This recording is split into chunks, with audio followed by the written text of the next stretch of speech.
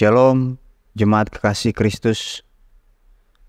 LPJ GPM menentukan tema khotbah minggu ini 13 Agustus 2023. Hiduplah harmonis dan jauhi perpecahan. Dengan nas bacaan 1 Korintus pasal 1 ayat 10 sampai 17.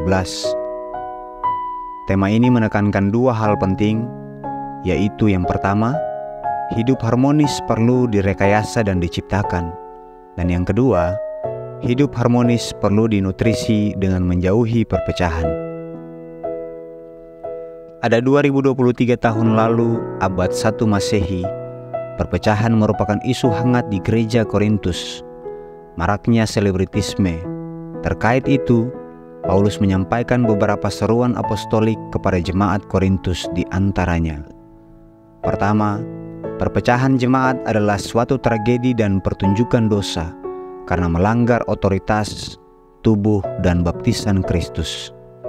Paulus memakai sapaan lembut, tegas, dan repetitif sebagai saudara untuk memohon sekaligus panggilan untuk bersatu. Sapaan saudara, istilah yang dipakai 39 kali dalam 1 Korintus untuk menunjukkan mereka sebagai satu keluarga rohani.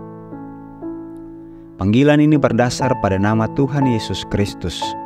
Paulus menegaskan bahwa seruan apostoliknya memiliki otoritas dan legalitas, yaitu berdasar atas Tuhan Yesus Kristus.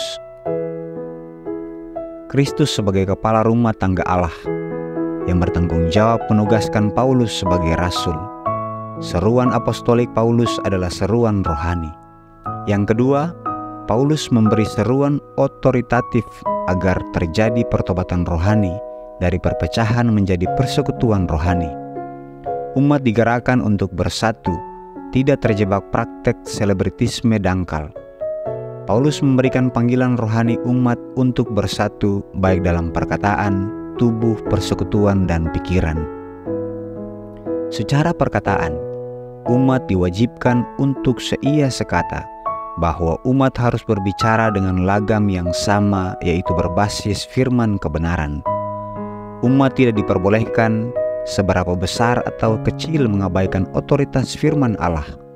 Orang percaya harus berbicara di dalam dan diam dalam kitab suci untuk mencapai perdamaian dan kesatuan sebagai satu keluarga rohani Allah. Jika tidak, umat percaya akan hidup dalam perpecahan. Level berikut adalah satu sebagai tubuh Kristus. Jangan ada perpecahan di antara kamu. Kata perpecahan ini sering diartikan menyewa, membajak ladang, atau mengoyak.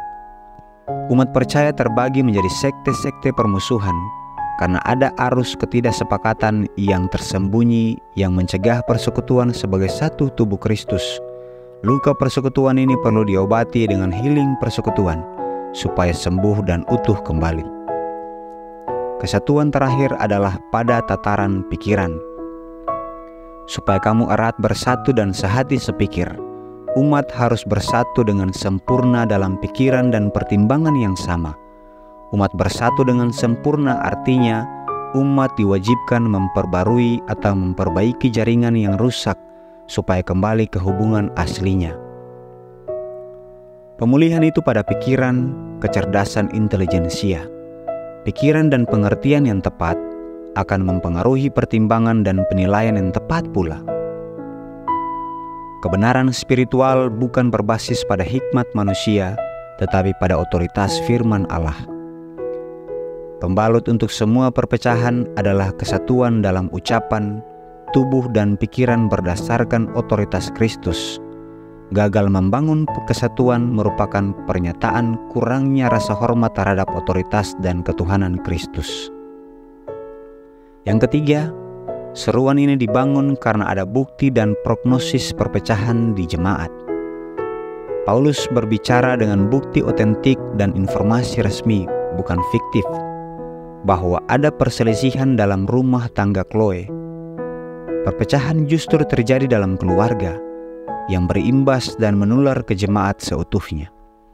Orang sibuk menyebar desas-desus dan gosip, sehingga timbul perpecahan. Polanya sederhana: gosip, perselisihan, perpecahan. Itulah racun dan dosa. Ada sindrom selebriti gereja yang diminati jemaat, sehingga merenggangkan relasi persekutuan. Selebritas adalah akta perayaan dan glorifikasi seseorang yang dikenal dan diakui publik sebagai sosok spesial atau unik. Menjadi selebriti sifatnya netral, tapi hal ini menjadi masalah ketika berubah menjadi selebritisme. Dampaknya adalah: 1. Umat mengglorifikasi manusia sebagai selebriti dan pemimpin partai, bukan Tuhan sebagai kepala gereja. Yang kedua, orang melayani di gereja dengan spekulasi dan iklim kompetisi. Dan yang ketiga, tercipta krisis persekutuan. Fanatisme sempit memperluas dan memperkuat status lawan dibanding kawan. Kendati tidak ada media elektronik dan media sosial untuk menghipnotis umat, tetapi muncul sejumlah tokoh selebriti gereja, partai dalam gereja seperti Petrus, Paulus, Apolos, dan Krispus sebagai calon-calon rasul saat itu. Menariknya, status selebritis tidak dibangun para rasul itu sendiri, tapi oleh fans fanatik mereka. Kondisi ini menginfeksi persekutuan dan memicu perpecahan gereja. Karena itu, dengan tegas, Paulus mengkritik mereka dengan bahasa retorik tegas secara triple. Apakah Kristus terbagi? Adakah Paulus disalibkan karena kamu? Atau adakah kamu disalibkan atas nama Paulus? Paulus mengingatkan umat untuk mengambil keputusan iman untuk hidup dalam otoritas dan baptisan Kristus. Paulus memberi pukulan telak atas ego umat. Buktinya, Paulus membaptis Krispus, Gaius, dan Stefanus. Akta baptisan itu bukan dengan kuasa dan hikmat manusia, tetapi dengan kuasa dan hikmat Allah. Paulus mengingatkan bahwa nature atau hakikat tubuh Kristus adalah persekutuan. Apa pesan reflektifnya bagi kita? Yang pertama, hiduplah bersatu dalam perkataan, tubuh Kristus dan pikiran, karena itu akan merekatkan hidup persekutuan. Yang kedua, kenalilah sumber dan akar perpecahan yang melukai tubuh Kristus dalam jemaat. Obatilah luka persekutuan dalam jemaat, keluarga, atau lingkungan kerja di mana saja. Dan yang ketiga, ubahlah habit gosip dan selebritisme dangkal. Hiduplah dalam hikmat dan otoritas Allah.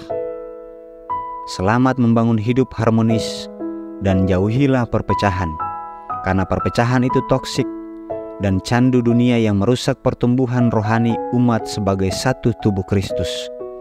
Nature orang percaya bukan selisih paham, kata dan sikap. Sebaliknya, hidup harmonis, ramah, dan merangkul satu dengan yang lainnya.